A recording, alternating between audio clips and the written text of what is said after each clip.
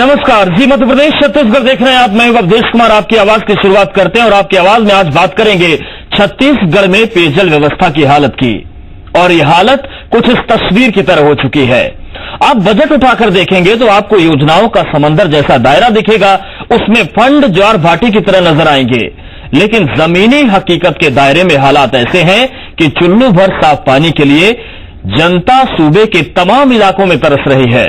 और इन हालात में आज हम गरियाबंद की एक तस्वीर आपके सामने लेकर आए हैं, जहां पर पानी जहर बन चुका है, सिस्टम का नकारापन कहर बन चुका है और एक पूरा का पूरा गांव उजड़ने के कगार पर है। तो सवाल यह है कि आखिर जब बजट की कोई कमी नहीं, पैसा पानी की तरह बह रहा है, तब फिर वो पानी लोगों तक पहुंचता क्यों नहीं है? सवाल यह भी है कि पेयजल का जो बजट है वो भारी है, फिर महामारी क्यों है? आखिर योजनाओं का जो पैसा है वो कहां जा रहा है? सुपेबेड़ा गांव को लेकर स्वास्थ्य विभाग लापरवाह क्यों है? और पानी के नाम पर जारी है पलायन, तो सुध कौन लेगा? इन तमाम सवालों के जवाब जानने की कोशिश होगी, चर्चा को आगे बढ़ाएंगे। लेकिन उससे पहले आपको बता दें कि जो खबर हम आपको दिखाने जा रहे हैं वो पूरी तरह से विश्वसनीय है। और ये जानने के लिए अब हम हर खबर को विश्वसनीयता की कसौटी पर कसते हैं। विश्वसनीयता की 4 कसौटियां हैं हमारे संवाददाता की मौके पर मौजूदगी, खबरों के विभिन्न स्रोत, खबर पर विशेषज्ञों की राय और खबरों को आप तक पहुंचाने के लिए तकनीक का इस्तेमाल। और अभी जिस खबर की हम चर्चा कर रहे हैं वो भी विश्वसनीयता की इन्हीं 4 कसौटियों पर परखी गई है। तो सबसे पहले एक रिपोर्ट देखिए, उसके बाद चर्चा को आगे बढ़ाएंगे।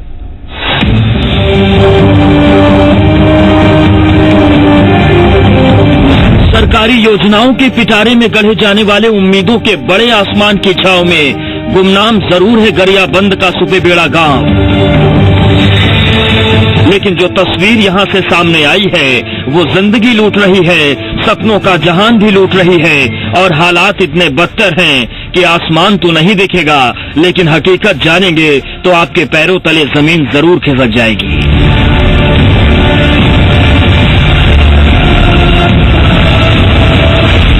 जरा देखिए गंदगी से बजबजाते इस गांव की तस्वीर, और तस्वीर पीएचई विभाग के रहम से मिले हैंडपंप्स की, जो पानी के साथ जहर भी उगलते हैं।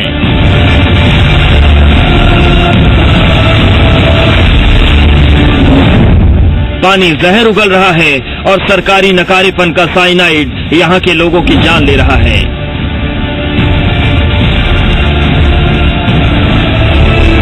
हैरानी होती है हीला हवाली के इंतहा पर कि बीते 2 साल में सुपेबेड़ा गांव के पानी में ऐसा कौन सा कहर बरपाने वाला जहर मिला है, ये भी अमला पता नहीं कर पाया। और अंजाम ये हुआ कि अब तक 19 लोगों की जान जा चुकी है। मैं ग्राम पंचायत सुपेबेड़ा की कटवार हूँ, जिसमें 2016 में 12 की मृत्यु हो चुकी है। किससे? किडनी के नाम से। जो भी जा रहे हैं हॉस्पिटल, अब कहा आप बड़े बड़े हॉस्पिटल जा रहे हैं, वही बता रहे हैं कि आपका किडनी डिफेक्ट है। हॉस्पिटल से जैसे रिटर्न आते हैं 8 दिन 10 दिन के बाद सब उनकी मृत्यु हो जाती है। अब 2017 में सर अभी तक के लिए 7 लोगों जो है मृत्यु हो चुकी है। तो डॉक्टर ने बता रहे हैं कि सब किडनी का प्रॉब्लम है। तो पानी का लोग मान के थे, तो बोर के पानी पियो, बोरिंग के पानी मत पियो, पानी पे की हूँ। तो बोरिंग के पानी भी गलत बता रहे हैं, बोर के पानी भी गलत बता रहे हैं। तो अभी हम लोग सुराग में लिख के देंगे तो 3 नदी के पानी सप्लाई हो हमारा पंचायत में, तो ये ठीक रहेगा बोलते। तो अभी तक हो नहीं पाए। गांव में मौत का आंकड़ा लगातार बढ़ रहा है और कई ऐसे भी हैं जिनकी जिंदगी धीरे धीरे सांसों के महताज हो रही है। लेकिन न तो पीएचई विभाग को फर्क पड़ता है, न ही स्वास्थ्य विभाग को अपनी जिम्मेदारियों की सुध है। बस सवाल उठते हैं तो रटे रटाए सरकारी जवाब सामने आ जाते हैं। सुनिए साहबों के जवाब और मार दीजिए अपना सिर बेबसी के जमीन पर, क्योंकि दुनिया बदल जाएगी पर साहब नहीं बदलेंगे। अरे क्यों बदलेंगे भला? नौकरी सरकारी है, पूछने तो कोई आएगा नहीं, फिर जनता जाए धीरे से। तो वो संबंधित डॉक्टर जो मैं कहा रखे डॉक्टर से वही बता, वो उस प्रकरण में आगे बढ़ेंगे। कितने लोग को ऐसा फायदा दिया गया था? फायदा देने के लिए नहीं, वहाँ हम जब गए थे तो फायदा लेने के लिए मतलब लोगों को बोला गया था और सभी उस टाइम तो सब ठीक थे। अगर ज्यादा गंभीर होगा तो कॉल करना बोले थे, तो संपर्क करने के लिए बोला गया था। अब हालत ये है कि करीब 900 की आबादी वाले इस गांव से 150 से ज्यादा लोग गांव छोड़कर जा चुके हैं और जो बचे हैं वो भी इस गांव को छोड़कर जाने में ही अपनी जान की भलाई समझते हैं। शासन को एक अल्टीमेटम सौंपेंगे सर, अगर शासन हमारे गांव के ऊपर ध्यान नहीं देगी तो इस स्थिति में हम लोग 1 महीना का समय देंगे सर। हाँ, अगर 1 महीने के अंदर हमारे गांव में तेल नदी की पानी व्यवस्था नहीं की जाती है तो सर गांव छोड़कर बाहर जाने का निर्णय लेंगे। अभी कितने लोग भयभीत होकर जा चुके हैं? अभी लगभग सर 150 लोग हो गए सर भयभीत होकर। हालांकि ऐसा नहीं है कि केवल गरियाबंद में ही ऐसे गांव हैं। नारायणपुर भी जूझ रहा है, बिलासपुर भी जूझ रहा है, कोरबा भी जूझ रहा है, और नक्सल प्रभावित इलाकों के हालात कैसे हैं उसका तो पूछिए ही मत। लेकिन हालात ऐसे हों तब सवाल ये उठता है कि योजनाओं के नाम पर पानी की तरह फंड बहाया जाता है, फिर भी लोगों को चुल्लू भर साफ पानी के लिए मोहताज क्यों होना पड़ रहा है?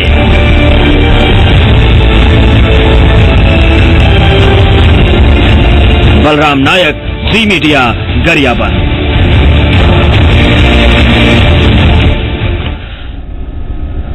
तो सवाल बड़े हैं, लेकिन सियासी प्रतिक्रियाएं क्या सामने आ रही हैं वो भी आपको सुनवाते हैं। गरियाबंद की यह घटना बड़ी दुर्भाग्यजनक है, बड़ी दुखदायी घटना है और पीड़ादायी घटना है। इस घटना ने आज रमन सरकार के ग्राम स्वराज की पोल खोलकर सामने रख दी। कल ही मुख्यमंत्री जी अपनी पीठ पर ठकठका रहे थे कि पूरे प्रदेश के गांव-गांव में वे घूमे, सभी जिलों में घूमे, अचानक घूमे, औचक निरीक्षण किया और उसके बाद में उन्होंने बहुत सारी समस्याओं का निदान किया। लेकिन दुर्भाग्य से आज हम राज्य बने 1.5 दशक होने जा रहे हैं और हम अपने गांव में पीने का साफ पानी उपलब्ध नहीं करा पा रहे हैं। लोग दूषित पानी पी के मौत के मुंह को समा रहे हैं। प्रदेश के लिए इससे शर्मनाक और दुखदायी स्थिति कुछ और नहीं हो सकती। देखिए, सुपाबेड़ा जो गांव आता है ये देवभोग ब्लॉक में आता है और देवभोग ब्लॉक में माइंस की बहुत ज्यादा दिखता है, खदानें वहाँ पे बहुत ज्यादा है। 1-2 किलोमीटर वहाँ से खदान शुरू हो जाती है। वहाँ का पानी दूषित हो चुका है और प्रशासनिक अमला वहाँ पे पहुंचा हुआ है, लोगों को हिदायत दे रहा है कि वहाँ का पानी इस्तेमाल नहीं किया जाए और वैकल्पिक व्यवस्था प्रशासन वहाँ पे करने के लिए जुटा हुआ है। निश्चित तौर पर वहाँ पे जो भी चीजें हैं पूरी बात सामने आएगी। यहाँ पे जांच कमेटी भी जा रही है आज वहाँ पे बीएमओ के अगुवाई में, और ये सारी बात क्लियर होने के बाद वहाँ के ग्रामीणों को राहत दी जाएगी। ये बात पूरी तरह से आज हम लोगों के संज्ञान में आई है। तो व्यवस्थाएं संज्ञान में आ रही है, लेकिन आखिर व्यवस्थाओं को संज्ञान में लेने में इतनी देरी क्यों हो जाती है, ये एक बड़ा सवाल बना हुआ है। आखिर कितनी मौतों का इंतजार प्रशासन को होता है, सवाल बड़ा है। हमारे साथ कुछ खास मेहमान भी जुड़ रहे हैं, उनका रुख करते हैं। गौरीशंकर श्रीवासी, नेता बीजेपी, अजय साहू, प्रवक्ता छत्तीसगढ़ कांग्रेस, और कुणाल शुक्ला, सामाजिक कार्यकर्ता। आप तीनों मेहमानों को बहुत स्वागत है। गौरीशंकर श्रीवासी, बड़ी बड़ी योजनाएं बनती हैं, बड़ा बजट होता है और मामले का आप लोग संज्ञान लेते भी हैं। सियासत तो संज्ञान ले लेती है, लेकिन प्रशासन में आदत क्यों नहीं है संज्ञान लेने की? देखिए अवधेश जी, आपको बताना चाहूंगा जिस ब्लॉक की बात हो रही है, जिस जिले की बात हो रही है, इसको जिला भारतीय जनता पार्टी की सरकार ने ही बनाया है। 2012-13 में गरियाबंद जिला को बनाया गया। रायपुर से लगभग 100 किलोमीटर की दूरी में थी। विकास कार्य वहां पे नहीं हो पाते थे, इसलिए इसको जिला का दर्जा दिया गया ताकि वहां लोगों तक विकास पूरी तरह से पहुंचे और वहां पे अच्छी शिक्षा, अच्छा स्वास्थ्य और अच्छी पेयजल की सुविधा मुहैया की जा सके। आपको ये बात सुपाबेड़ा की अगर आती है तो सुपाबेड़ा जो आता है देवभोग ब्लॉक में आता है। सुपाबेड़ा गांव से महज 1 से 1.5 किलोमीटर की दूरी में माइंस एरिया शुरू हो जाता है। माइंस एरिया शुरू हो जाने के कारण वहां पे लगभग जो दिखा रहे हैं आंकड़े उसके हिसाब से बताना चाहूंगा मैं कि लगभग 18 वहां पे बोर हैं, जिसमें 6 ऐसे बोर हैं जो पीने योग्य नहीं है। उसमें फ्लोराइड की मात्रा बहुत ज्यादा है। पीएचई के अधिकारी ने, प्रशासन ने वहां पे ग्रामीणों को काफी पहले इस बात से इत्तला किया था और इत्तला करने के अलावा वहां पे लाल रंग का मार्का भी किया था ताकि लोग उस पानी को इस्तेमाल ना करें। उसके बावजूद वहां पे ये मानवीय भूल कहूंगा या त्रुटि कहूंगा कि लोगों ने उस पानी का इस्तेमाल किया, जिसकी परिणति हमको देखने मिल रही है। बहुत ही हृदय को विस्मित करने वाली घटना हमको मिल रही है। बिल्कुल ही बहुत ही दुखद घटना है जो आ रही है कि लोगों की यहाँ पे मौत हुई है। आज भी एक वहां पे नाबालिग लड़की की मृत्यु हुई है, मुझे पता चला है बात। लेकिन इसके बावजूद आज प्रशासन पूरी तरह हरकत में आया है। आपके चैनल के माध्यम से बात हम तक आई है, प्रशासन हरकत में, पूरा अमला वहां पे जुटा हुआ है। फिर से पानी की टेस्टिंग की जा रही है। जितने भी बोर वहां पे जिस प्रकार की कंडीशन में है उसे डिस्ट्रॉय करने के आदेश दिए जा चुके हैं। बिल्कुल, लेकिन सवाल अजय साहू जी ये उठता है कि संज्ञान तो लिया गया, अब बोर डिस्ट्रॉय किए जाएंगे, लेकिन 2 साल पहले ये पूरा मामला प्रशासन के संज्ञान में आया था, लोगों ने शिकायत की थी। दिक्कत कहां पर आ जाती है, प्रशासन आखिर सुनता क्यों नहीं लोगों की? अभी इस प्रदेश के अंदर लोकसभा अभियान समाप्त हुआ है। मुख्यमंत्री जी टहलते हुए कई गांवों में गए हैं। वो इसी तरह गरियाबंद जिले भी गए थे। वहां पर उन्होंने एक ग्रामीण महिला को गैस चूल्हे पे चाय बनाना सिखाया, लेकिन वहां पर किले का बॉटल रखा हुआ था। मुख्यमंत्री जी जानते थे कि यहाँ का जो पानी है वो जहरीला है, इस पानी से बनी हुई चाय मैं यदि पीऊंगा तो इससे मुझे नुकसान हो सकता है। इसलिए मुख्यमंत्री जी का जो मैनेजमेंट का जो ग्रुप है उसने वहां पर पहले से मिनरल वाटर की बोतल को वहां पर रख दिया था, ताकि उस मिनरल वाटर से मुख्यमंत्री जी के लिए चाय बनाई जा सके। जब दुखद पहलू यह है कि जब इस प्रदेश का मुखिया उस जिले के बोर का पानी इस्तेमाल नहीं कर सकता है, तो आज आप ये बताइए कि उस गांव के लोगों को ये सरकार आत्महत्या करने के लिए वहां पर छोड़ दी है। साथ में भारतीय जनता पार्टी के मेरे विद्वान प्रवक्ता ये कहते हैं कि लोगों को हिदायत दी गई थी, लोगों को आपने हिदायत दी थी, बहुत अच्छा काम किया था, लेकिन उनके लिए आपने वैकल्पिक व्यवस्था क्यों नहीं की थी? वो लोग कहां का पानी पिएंगे? क्या बिना पानी पिए मर जाए वो लोग? यदि आप वहां पर स्वच्छ पानी की व्यवस्था कर दिए होते तो ये लोग वहां पर मरने के लिए वो दूषित पानी को कभी नहीं पीते। ये पूरा जो कार्य है, पूरी जिम्मेदारी जो है ये सरकार की है। इस सरकार के अंदर इच्छा शक्ति की कमी है। एक तरह से मैं आपके चैनल को बधाई देना चाहूंगा कि आपने इस मामले को उजागर किया कि कल जो इनका लोक सुराज अभियान समाप्त हुआ है, ये लोक सुराज नहीं ढोंग सुराज था, और इस प्रदेश के अंदर जो पुराज का शासन चल रहा था उसका आपने भंडाफोड़ किया है। आपका चैनल जो है वो सच में बधाई का पात्र है। मैं अपनी ओर से और पूरी कांग्रेस पार्टी की ओर से आपको बधाई देता हूं। कुणाल शुक्ला जी, आप लोग ज्यादा बेहतर तरीके से जमीनी स्थिति को देखते हैं। जैसा कि श्रीवास साहब बता रहे हैं कि वहां पर माइंस का इलाका ऐसी दिक्कतें आ जाती हैं, ठीक है, स्वाभाविक है, लेकिन जब पूरी परिस्थिति बनती है, बड़ी संख्या में लोगों की मौत हो जाती, तब संज्ञान की बात ली जाती है। क्या वाकई वहां का प्रशासनिक अमला इतना हठधर्मी होता है कि उन्हें मौतों से फर्क नहीं पड़ता? जब रायपुर से कोई पहल होती है तब उन पर असर पड़ता है। देखिए, यह पूर्णतः ढोंग और लीपापोती का मामला है। सरकार जो है पूर्णतः संवेदनहीन हो चुकी है। यह 19 लोगों की मृत्यु नहीं, इसको तो मैं हत्या कहूंगा, 19 निरीह लोगों की। देखिए, जिम्मेदारी जो तय होना दिखती है उस सरकार में दिखती नहीं। प्रशासनिक अमला है पूरी तरह बेलगाम है, प्रशासनिक अधिकारी है वो उनके लिए स्वर्गगाह बन चुका है, ऐशगाह बन चुका है छत्तीसगढ़, भ्रष्टाचार का गढ़ है छत्तीसगढ़। कोई कार्रवाई होती नहीं, जिम्मेदारी तय होती नहीं दिखती। माताएं जो है नसबंदी कांड में मर जाती, 27 निरीह महिलाएं मर जाती, परंतु किसी भी सरकारी अधिकारी के ऊपर कार्रवाई नहीं होती। मुख्यमंत्री का जो गृह जिला है कवर्धा, वहां पे 500 निरीह जो शिशु हैं वह बिना दवाई बिना इलाज के मर जाते हैं, परंतु किसी के ऊपर कोई कार्रवाई नहीं होती। तो देखिए, यह तो एक आप गरियाबंद जिले का मामला बताएंगे, मैं तो आपको बताऊंगा कि राजधानी रायपुर में साल 2 साल में पीलिया से, गंदे पानी पीने से अनेक लोग मर जाते हैं, परंतु वहां प्रशासन किसी के ऊपर कोई कार्रवाई नहीं होती। पूरी तरह जो है भाजपा ढोंग और लीपापोती में लिप्त हो जाती है, अपने लोगों को बचाने में लिप्त हो जाती है। जो है भ्रष्टाचार जो है पूर्णतः हावी है, काम होते दिखता नहीं है, कुछ होता नहीं। देखिए, आपको बताना चाहूंगा कि हैंडपंप पूरी तरह सूख चुके हैं, हैंडपंप से गंदा पानी निकल रहा है। 2 साल हो गए इस मामले पे। आपने क्या किया? आपने सिर्फ लाल मार्का कर दिया और आप बोल रहे हैं कि हमारी जो जिम्मेदारी है वो हो गई, हम उससे बच सकते हैं। देखिए, ऐसा कदापि नहीं चलेगा, ऐसा कदापि नहीं होगा। पूरे आपको मैं बताना चाहूंगा बस्तर है, वहां पे बेलगाम जो है विभाग जो है स्वास्थ्य विभाग है, वह आदिवासी जो शिशु है उसके बाप को झोले में जो सब्जी के झोले में रख के दे देता है। एम्बुलेंस से वो उपलब्ध नहीं होती, तो जो बेचारा गरीब आदमी है, जो हमारा गरीब पिछड़ा आदिवासी है, वो खटिया में ढो के जो शव ले जाता है। तो आप समझ सकते हैं छत्तीसगढ़ के हालात कितने भयावह हैं, भ्रष्टाचार कितना हावी है।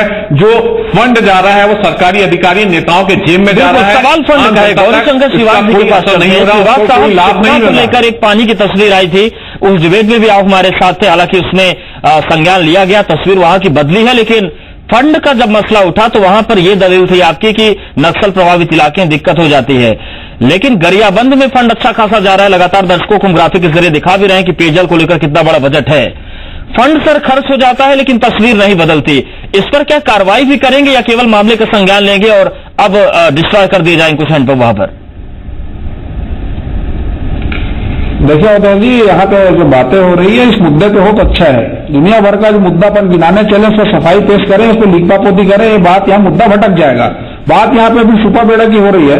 तो आपको बताना चाहूंगा गरियाबंद का भी एरिया नक्सल प्रभावित था। नक्सल वहां पे जहां पे माइंस और मिनरल होते हैं, नक्सली वहां पे अपनी पैर जमाने की भरसक प्रयास करते हैं।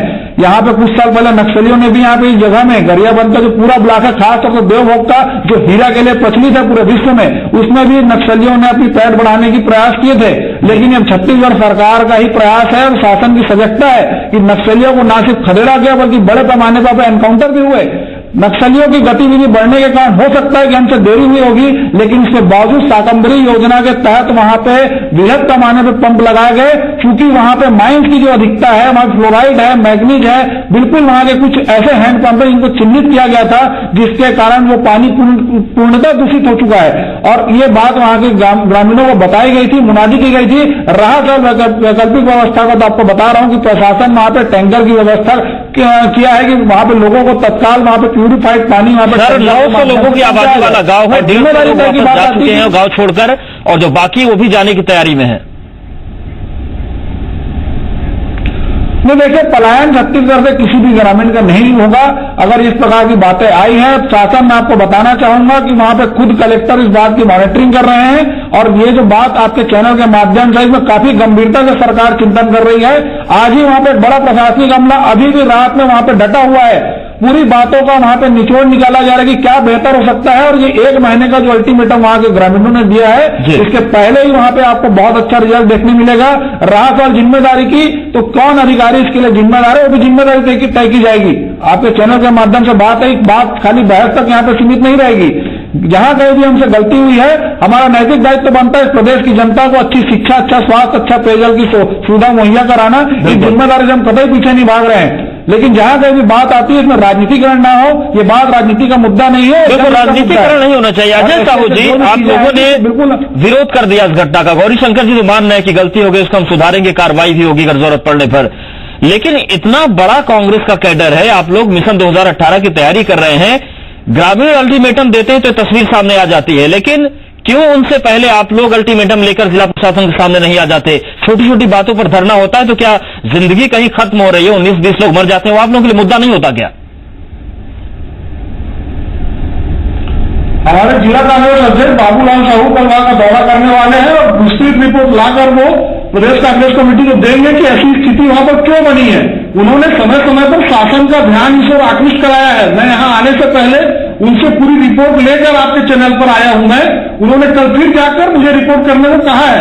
लेकिन बड़ी बात यह है कि कांग्रेस का कोई प्रतिनिधिमंडल यदि सरकार को आईना दिखाने का काम करता है तो भारतीय जनता पार्टी के नेता उस मुद्दे पर राजनीति करने का आरोप लगा देते हैं। विपक्ष अपना काम सशक्त तरीके से करता है तो ये राजनीति करने का आरोप लगाते हैं। ये खुद हर मामले में राजनीति करते हैं। मुझे भी ये लगता है अवधेश जी, चूंकि वो इलाका जो है अमूल्य धरोहरों से भरा हुआ है, कहीं इसके पीछे अपने उद्योगपति मित्रों को फायदा पहुंचाने के लिए वो पूरे का पूरा गांव खाली कराने की साजिश तो नहीं हो रही है। इसकी जांच होनी चाहिए, ये बड़ा मुद्दा है।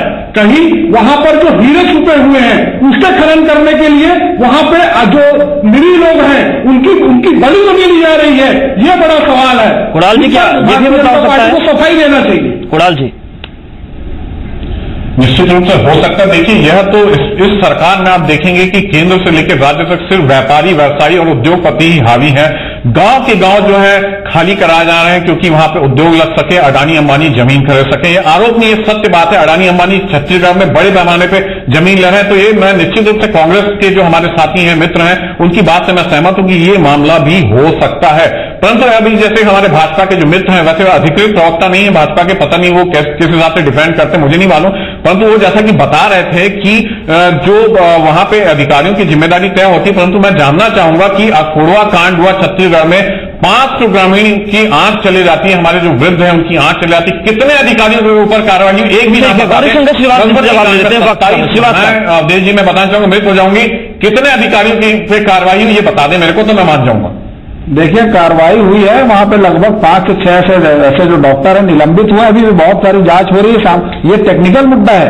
कुणाल जी, मैं आपको पहले से बोल रहा हूं, इस विषय को भटका रहे हैं। यहाँ बात सुपर बेड़ा की हो रही है, नसबंदी कांड, खोड़वा कांड ले जाके जो मुद्दे पर आज हम बैठे हैं तो भटकाने का बहुत अच्छा प्रयास कर रहे हैं। रहा सवाल जो बात कह रही है माइंस और मिनरल के अंबानी अंबानी की, तो जब अजय साहू जी की सरकार थी 2001 और 2002 में, वहां बीएसएफ की टुकड़ी रखी जाती है वहां के माइंस की सुरक्षा के लिए, उसको क्यों हटाया गया?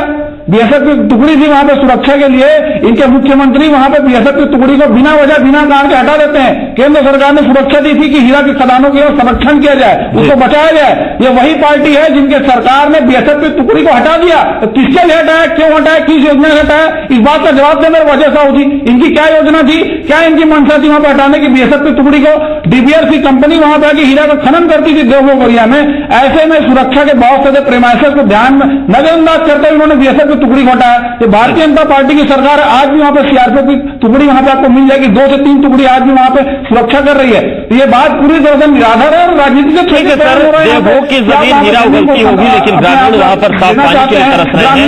उम्मीद की जाती है कि आप सभी लोग आए हैं, इस तस्वीर को बदलने में सभी का थोड़ा योगदान होगा, क्योंकि वहां पर बेवजह ग्रामीणों को मौत हो रहा है। तीनों मेहमानों को बहुत शुक्रिया, हमारे साथ आप जुड़े, गंभीरता से चर्चा में हिस्सा लिया। तो देवभोग की जमीन हीरा उगल सकती है, लेकिन साफ पानी नहीं मिल रहा है, जिंदगी हार रही है, ऐसे में उस हीरे का कोई काम नहीं है।